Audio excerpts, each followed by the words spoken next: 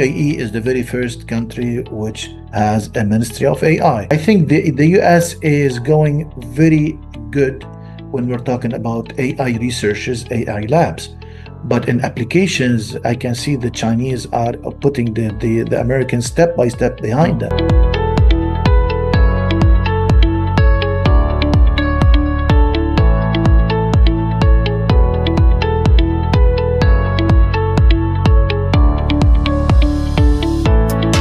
Hello friends, welcome to my show. It is my great pleasure to welcome Dr. Nadir Ghazal, a distinguished professor and thought leader in artificial intelligence at Khalifa University. With deep expertise in artificial intelligence research, global innovation trends, and their real-world applications, Dr. Ghazal has been at the forefront of shaping how AI is transforming education, research, and industry. His insights on the evolving world map of artificial intelligence and its responsible integration into society continue to inspire researchers, students, and professionals alike. We are honored to have him with us today and look forward to learning from his knowledge and vision on artificial intelligence at world level. Dr. Nadir Ghazal, welcome to my show. Thank you so much, Dr. Dilshad. In fact, it's an honor and it's a pleasure to be on such a great show, and I'm hopeful that we will be as fruitful and possible our discussion. Oh, thank you. To start the podcast, can you please tell me about your journey as AI leader? Well, I was an AI student. Then I cannot claim that I'm an AI leader. People say that, but anyways, in fact, I went to the States. I'm Lebanese, of course, background with Canadian passport, typical Lebanese person.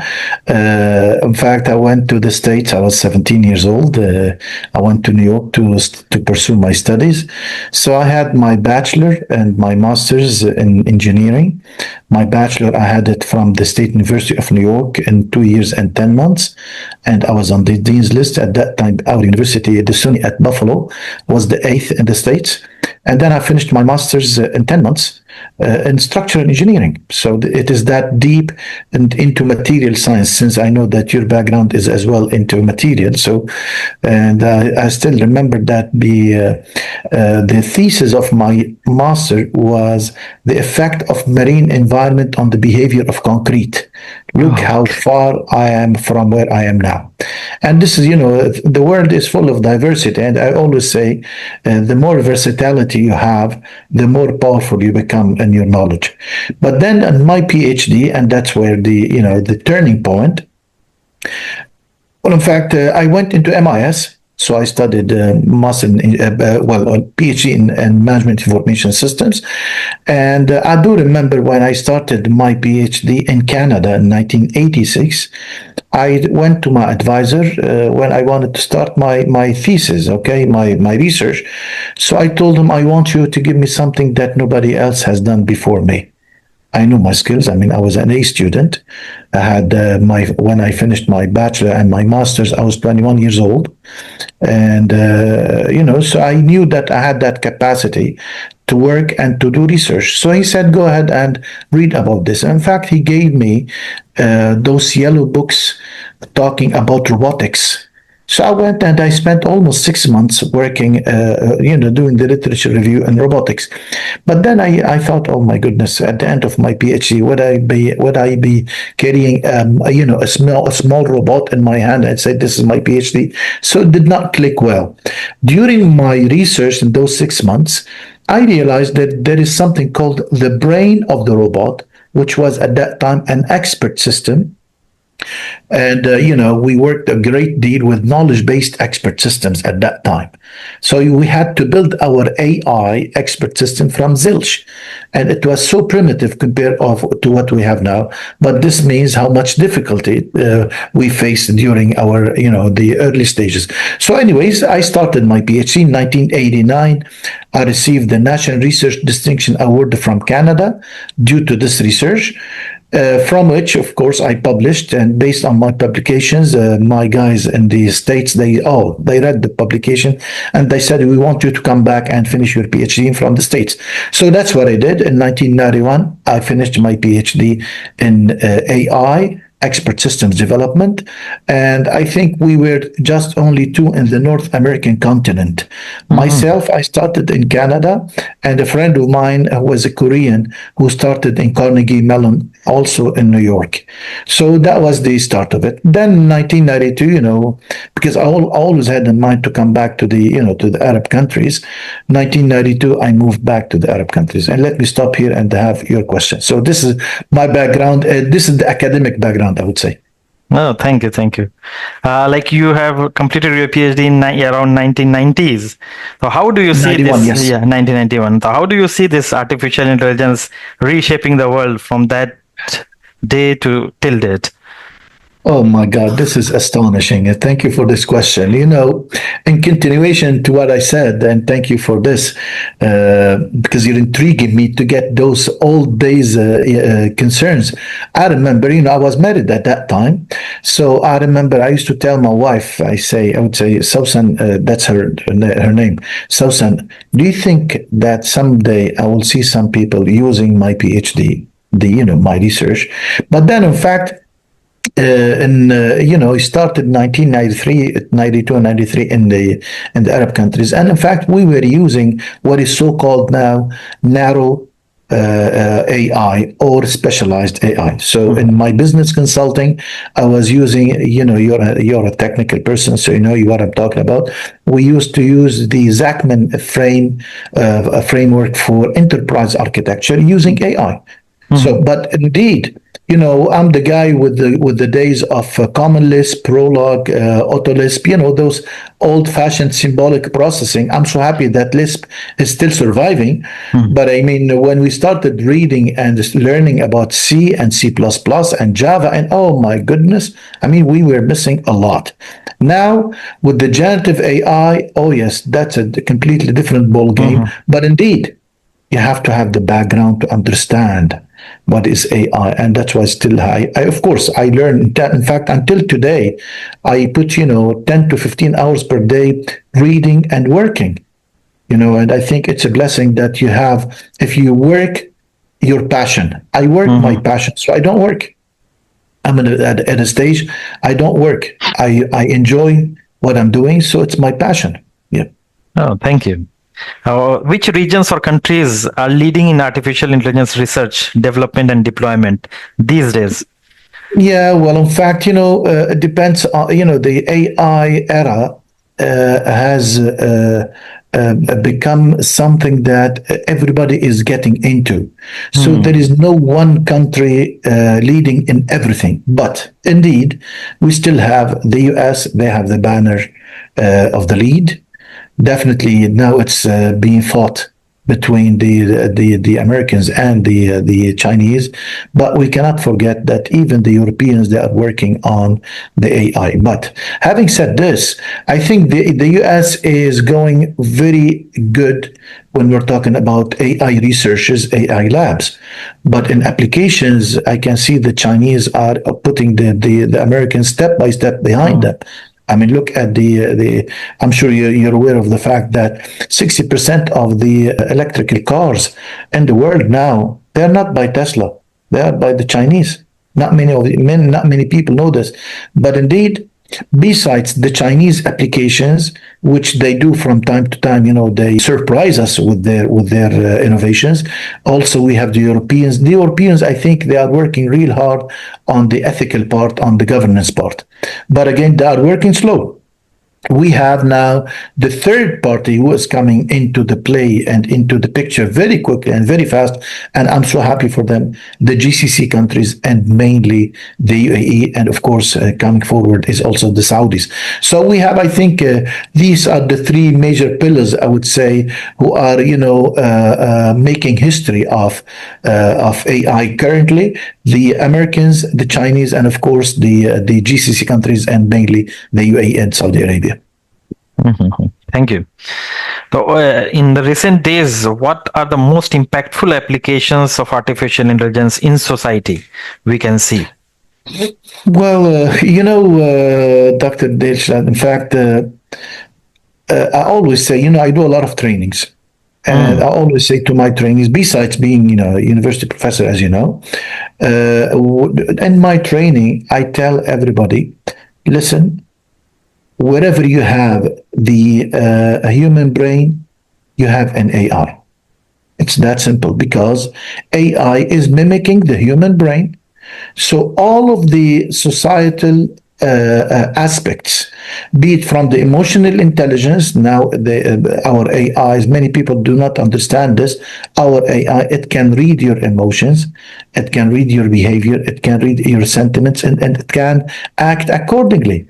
I know it does not feel, but it is part of its algorithm to understand your feelings, to understand your facial gesture, to understand your behavior. So from this point, going to poetry, AI can become one of the best poets that you can hear. And then it goes to the extreme defense when there is, unfortunately, there is the killing, there is the high level of intelligence, that high level of accuracy in getting the targets to that. So from this extreme to the other extreme, AI is there, and it's proving its presence. But indeed, when we talk about things that we love, of course, the health sector, I'm so happy we're doing very good jobs in applications in health sector as well as in education. Now the people in the finance, they are also, we are having some good breakthroughs. But indeed, the on the top of the list is health, education, and defense. Mhm.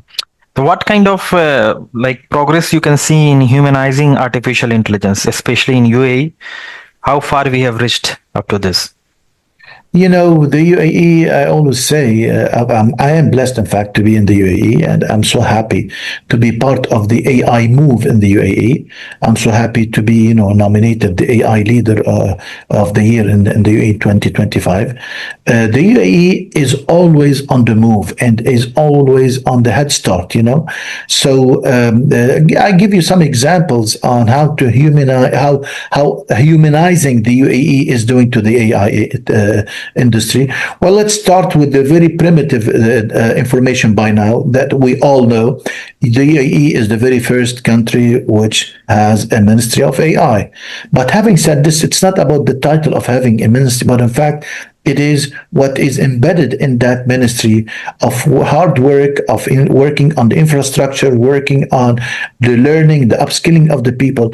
I go straight to some of the resolutions that they have, and these resolutions, they have a great effect on having AI as part of the day-to-day activities of the people in the UAE.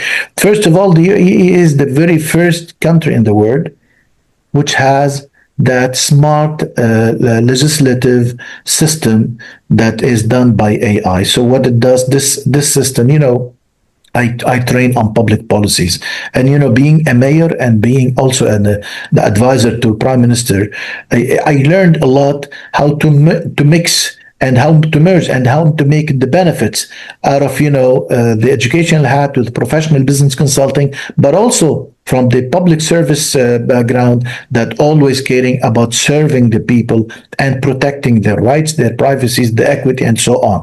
So having said this, the UAE, with this resolution that they passed already, I think it was about in April, last April. Now we have a system that looks at all the AI legislations and the impact that it has on all different ministries and agencies, and it looks at it from the human perspective.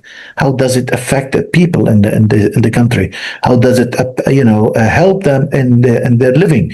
And as well as they have this AI advisor, which is also another resolution, that was passed in the first quarter of the year, in which they have every government agency, they must have an AI agent sitting next to the board of directors, or maybe a part of the board of directors. Moreover, and this is, I'm going to stop with this. As you know, the UAE comes after the Chinese, which was done in March, and the Americans, which they had the resolution in April. A few days afterwards, we heard that there is a resolution of putting AI in education from KG to 12 in the UAE. So they are putting teeth to this talk, and they are putting feet to that walk. So the UAE is working real hard on this aspect. I'll talk. I think I'm sure you're going to ask me about the governance and ethical issues. So I'll leave my discussion for that till later. Okay, you talked about that AI advisor is going to be implemented in each and every sector soon in UAE. That is true. Yeah, that is coming very fast. So what more you are seeing in the education sectors, and how we can adapt ourselves to this changing pace as far as artificial intelligence is concerned? We need to train ourselves in AI. Huh? Yeah, music to my ears. I've been an educator since now 3 decades and few years. So, and in fact, when we talk about education, I always remember the words of the governor of Singapore when it was dismantled from Malaysia. And he was crying, and I do remember we had this in my keynote speech. I was so honored to have you in my keynote speech in last week, and I mentioned that example. Yes, yes. And I said to the people, to the respected audience at that time, all what you need is education. So he was crying, and he said, the very first thing that I'm going to be doing is work on educating people. This is Singapore, that was on now 75 years back. Look at Singapore now. It's a role model. That country is a role model in almost everything when you're talking about the quality of life, the education, the green energy, the infrastructure for smart cities, and what have you, and for green areas and such. So in education, I think AI has a major role to play, and I think it is playing that major role. Of course, with AI in education, I always recommend to all instructors and mentors and teachers and tutors, please don't don't forbid your students from using the AI, but always tell them use it, but don't abuse it. In other words, let them go. And that's what I do to my students. In fact, I tell them, okay, I want you to use AI, but in a wise way. Use it as an augmentation. And allow me here to say a few words about the augmentation. I'm sure by now my attitude towards the word artificial intelligence, which I think this is wrong. It is not an artificial, and it's not an intelligence. It is an augmentation for our intelligence. And for those who are technical, I go even deeper and say it's not intelligence, it is inferencing. It is augmented inferencing, which supports our intelligence. So I would go for keeping the AI as it is and as an acronym. But I would say, okay, instead of calling it artificial intelligence, which is a bit, in fact, it is offensive to us as humans that we have now a tool that is artificially intelligent and it's better than us. We wouldn't like to hear this. But in fact, what it is doing, it is augmenting our intelligence. So it's augmented inferencing or augmented intelligence. Having said this, let me go to your question to the education. I think in education, it opens the door very wide, and I've been, doing many lectures in conferences about the importance of AI, not only in cybersecurity, not only in the business sector, but also in educating our kids. And with AI, here comes the critical thinking. In AI, we have more of creative thinking. Now we have more of innovative thinking, and moreover, in fact, all of those new approaches they were existing at my age. Now you're young enough to have both, but for my age, our brain was used to just memorizing, capturing information and using like a black box, just throw it in your brain. But now our kids, and this is due to the technology, and now AI is playing a major role. Our kids are more critical. They have more critical thinking. They have more creativity, and they are more innovative. And this innovation and this creativity with AI, it's not expensive. It's cheap. I don't like to use the word cheap, but it is inexpensive, in fact. So we can ask our kids to try again and again and again. It costs nothing. And what I'm talking about mainly here, focusing on the Gen AI with that multimodal approach that you have. You can read, hear the voice, you can see the video, you can see visuals, and all of that can be done with a press of a button. So you can ask your students, no, I don't like this, go back and do it again. They will go back and do it again, and they will learn. Another thing, I always say it in my speeches, there is no excuse for no one. No one who can read. Well, those who cannot read, they can listen. Yes. Those who cannot listen, they can see AI, Gen AI, generative AI. So it opens the door to everyone to learn. So we have no one can say, I don't know, and I'm not able to learn. And it breaks down the walls between different industries. There is no one single industry now that cannot be used, cannot use AI, or AI cannot get into it. It breaks down the walls. It opens up the space for digital learning. For you can now we are talking to each other. You don't need to know where I am exactly. Of course, now I'm in Abu Dhabi, but we can have this meeting.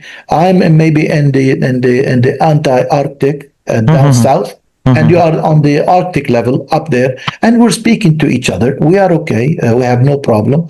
So, having said this, I think AI plays a major role for education, but we need to know how to handle it. Use it, but don't abuse it. Okay, thank you. Thank you, Dr. Nader. You told that this artificial intelligence is here not to replace us, but to Yes, augment us. Augment us. Unless if we make a decision that we wanted to replace it, then it's our fault. And I always say this. I think this is very important to understand. Look at AI as if it's your baby. That's how I look at AI. Please, AI is a baby. With the machine learning, with the deep machine learning, with the reinforced learning, all of these, we do that with our kids. When your kid wakes up in the morning and he is just 5 months, 5 months old, and you tell your wife tells you, oh, look, she said dad, or she said papa. You will go crazy about that for the whole day and maybe for the whole week. Why is it so? Because that machine learning has started already. So it depends on what you teach this kid. This kid will be a grown up based on what you teach him. That's for machine learning for 5 years, 7 years, and then he starts reasoning. This is exactly how our AI starts. So with the reasoning, with the neural networks, that we have in our brains, we mimic those neural networks in our brains into our systems. So it can reason, it can open up new networks, can open up new ideas, it can come up with new notions. So this is deep machine learning. The important part is to understand, and let me continue on the same metaphor. And when you tell your kids, no, don't do this. In fact, this is reinforced learning, and that's what we do to our system. If we get an ad that we don't like, what do we do for it? We do an X, a drop, or a delete. Then that machine asks us, why did you drop it? Is it irrelevant? Is it abuse? Is it repetitive? Yeah, so it's asking you to teach that machine to learn from now on that this is useful and that's not useful. So in fact, I remember, sorry for taking that long with this, but this is so close to my passion. I remember I was interviewed on one of those networks, and they told me about how we can protect children. So I told them, okay, listen. And in fact, I used the same metaphor in the thought leaders in London. I was a keynote speaker in 2024. I told them, behave yourself. With AI, there is no need for the remote control, the parental guidance. It's you behave yourself, the network will understand you like this, you don't like that, and that's how your kids will learn. So whenever you have an ad and you cross it with that cross that you don't like, you're telling the network, don't do this again, which means you are telling your agent, and all of us, we have our agents. As soon as we get into the internet, we have an agent ready for us to support us. You are telling your agent, I like this, so give me a lot of this. I don't like that, so don't give me a lot of this. So if you want to protect your kids, don't go to bad sites. Don't go to something that may harm them, because what the message here, you're telling this agent of yours that your private agent, go ahead and give me more and give me more. When you cross it out, it tells it, behave yourself, don't do this again. No need for parental guidance. It is your self guidance which will help you, have good grown up kids. Okay, thank you, doctor. You rightly said that this artificial intelligence is not going to replace us. But the thing is that many people actually are very fearful that the artificial intelligence which is coming nowadays, that is going to replace a lot of people from the job, Typical and it will classical create question. unemployment. Yeah, this is a classical question. Typical And with the classical. super like intelligence and other Fine. things which is coming soon, there will be a lot of unemployment generation. Well, let me So what postpone the challenges issue. or risk Okay. come Definitely. with the rapid growth of AI? Yes, sure. What do you Well, let me suggest? postpone the issue of the super intelligence and the critical matters and my fears about AI. I'm going to answer that later on. But as for the jobs, in 2020, the World Economic Forum, they had a report talking about the digital technologies, and I'm now quoting. They say in their report that the new digital technologies, inclusive AI, blockchain, and they mentioned several technologies. These are these technologies. They may rise some economies and make some economies fall down. Okay, And then that was 2020. In 2023, World Economic Forum, they said there are 85 or 86 million jobs will be lost due to AI. So, in 5 days later, our colleagues at MIT, because I already worked with people at MIT, our colleagues at MIT, they replied with the research results that despite of the fact that 85 or 86% million of jobs they will go away, but there will be new jobs, 114 million jobs instead. So all technologies, when they get into our world, they remove something but they add something else. I mean, look at those wooden wheeled chariots. Where are they now? But this is how the whole thing started. Humans, when they started riding camels or riding horses or donkeys or mules, whatever, then they found out that we can have this wooden wheeled chariots. Okay, where are they now?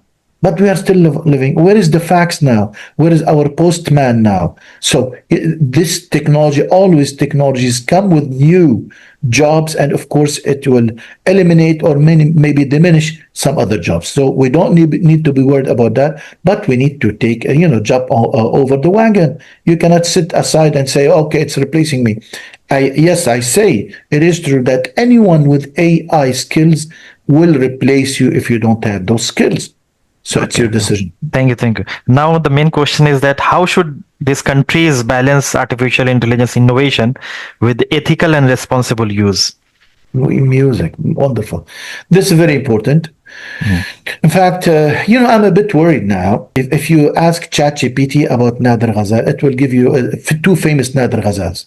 One of them is a medical doctor that I don't know. Maybe someday I'm going to go and introduce myself to him. He lives in New Jersey. Okay. And then it tells you there is another guy called Nader Ghazal who works in AI.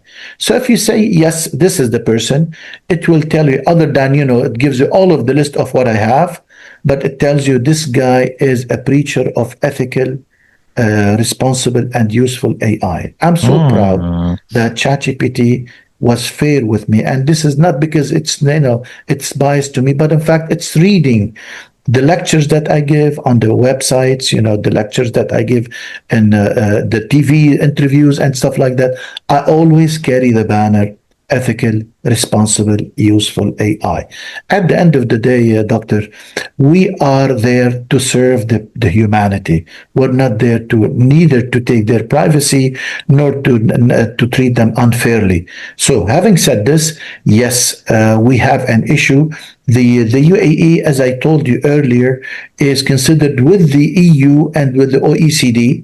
They're doing good job on regulations and guiding principles. But again, this is not enough. and I always say that. We are doing good, but in fact, the private sector is way ahead of us. Yes, So what yes. we need to do is to haste our steps to make larger strands, because we know we must do something really quickly. And I love what Mr. Antonio Guterres, who is the Secretary General of the UN, Mm-hmm. in 2023, in fact, July 2023, he asked for a Security Council meeting. The Security Council meeting for those 15 countries. This means this is much more important than the new and the General Assembly. So that means there is something urgent. And in fact, the title for that meeting was "Would AI cause threat to humanity?" That was 2023 July, and that was, I still remember, it was a Tuesday, so I was requested by Sky News, and he had that wonderful declaration about that.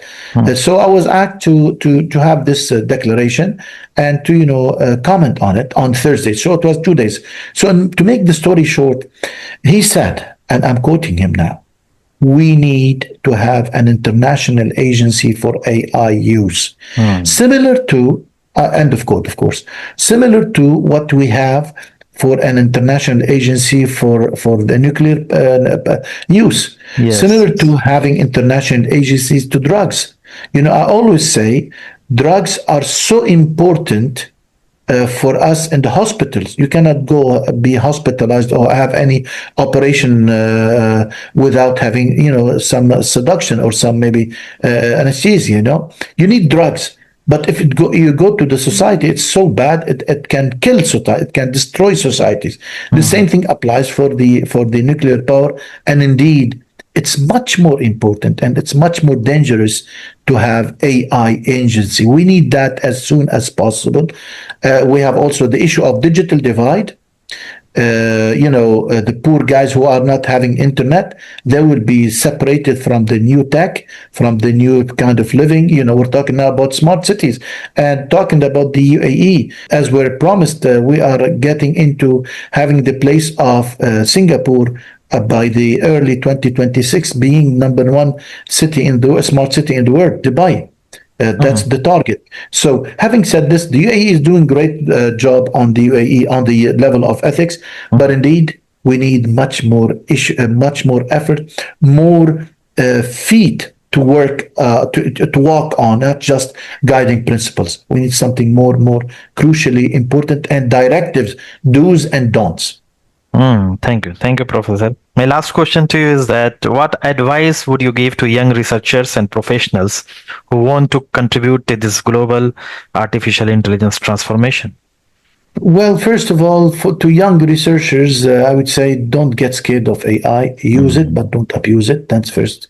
Second, it's your role for those researchers, your role to take on the banner of focusing on governance, focusing on creating the regulatory laws, okay, and working on behavioral AI that can mimic the humans but not abuse or not hurt humans.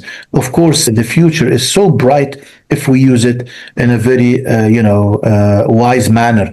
Otherwise, I mean, if we leave those bad guys doing bad algorithms, and again, the AI, it's just an algorithmic approach, then we don't blame the AI, but you need to blame those who are doing those wrong algorithms. I strongly recommend, similar to what we have, like the Federal Drug Association in the US, to have an association that covers the ethics and the responsibility of AI. The future is bright, but they need to work on it and take on the banner of having a rosy life for everyone. AI is part of human history. Don't make it the end days of human history. Okay. Thank you. Thank you, Dr. Nadir. And it was a pleasure. It was a pleasure speaking with you, Dr. Nadir Ghazal, about how artificial intelligence is transforming our world. And your insights on innovation and responsible AI were truly inspiring. Thank you for joining us, and thanks to all our listeners. Don't forget to like, share, and subscribe to AI Research Road for more powerful conversation on AI. So much. And allow me to thank you for your direct and intriguing questions. Thank you so much. Thank you.